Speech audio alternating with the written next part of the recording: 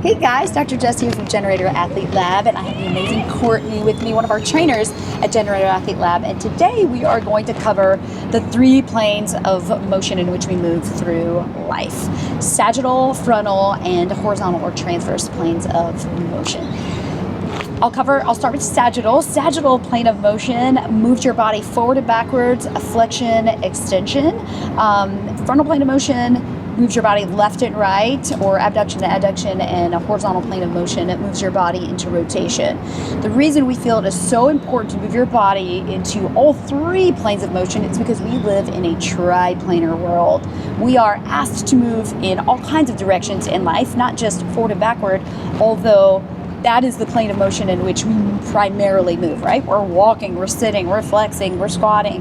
And so we tend to see a lot of injuries in the other 2 planes of motion because we find that they are not strong and stable because people don't often strengthen and move their bodies into those planes of motion. So I'm going to pan over to Courtney to cover and talk a little bit more about the sagittal plane of motion. Right. So Dr. Jess, as a physical therapist, and myself as a personal trainer, see a lot of injuries from people who are just reaching for something and get injured, or flexing their spine improperly and get injured. And so our goal is to help you strengthen in all of those planes of motion. Our bodies are meant to move in every which way that we were designed.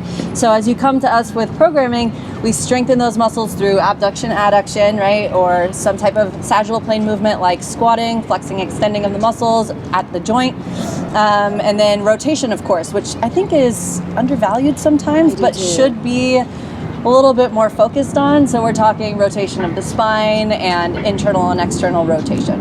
Absolutely. We see medial knee injuries, we see lateral hip injuries, we see low back injuries, we see ankle sprains.